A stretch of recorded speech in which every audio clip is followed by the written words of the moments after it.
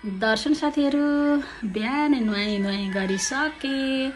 त्यसपछि पूजाको भाँडा मलिसके। म सबै भाँडा त मलिन, ठिक्क चाहिँदो भाँडा चाहिँ मलिसके साथीहरू।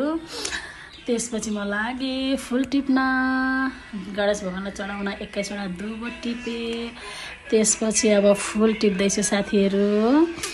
अनि हेर्नुहोस् न फुल कस्तो दामी छ है। यो चाहिँ मेरो दिदीहरूकोमा। अब यो त अल्छिनीले चाहिँ फुलै रोप्दिन रहेछ चाहिँ नभन्न, मैले भर्खर रोपेको छु।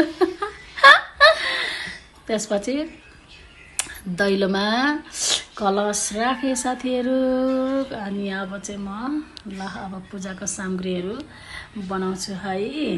हजुरहरूले त पूजा गरिसक्नु होला। आज चाहिँ म अलिकति ढिलो भयो साथीहरू।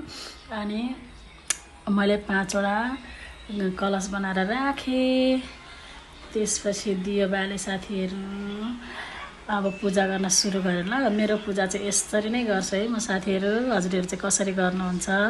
यहाँ चाहिँ के भएर उसमा मोबाइल राखेर होला सबै उल्टो देखिरहेछ। हेर्नु न, दाहिने हातले गरेको देब्रे हातले गरेको दाहिने हात देखिरहेछ। अनि मैले जानेको पूजा चाहिँ म यसरी नै गर्छु है साथीहरू।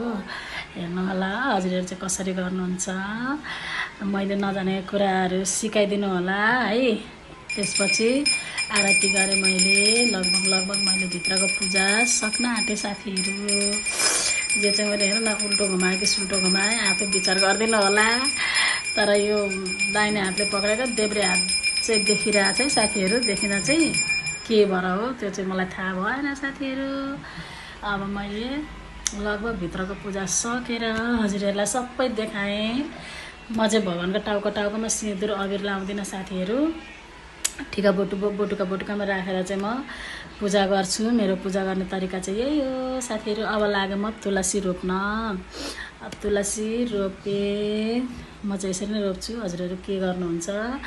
अनि त्यसपछि मैले तुलसीमा पनि सबै रातो चाहिँ चढाइनँ। मैले बोटुकामा राखिदिएँ सबै थोक भगवानको नाम लिएर। त्यसपछि तुलसीको परिक्रमा गरेँ 3 चोटि। 1 चोटि मात्रै देखियो। अनि तुलसीको गोडा धोएँ साथीहरू। अब गोडा धोएर त पानी खानै पर्यो होइन।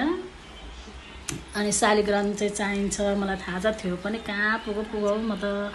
अब तुलसीको बिहे गर्ने बेलामा चाहिँ म शालिग्राम ल्याउँछु साथीहरू। ल मैले तुलसीको पूजा गरिसकेँ। आफूलाई टिका लगाइसकेँ साथीहरू। By by.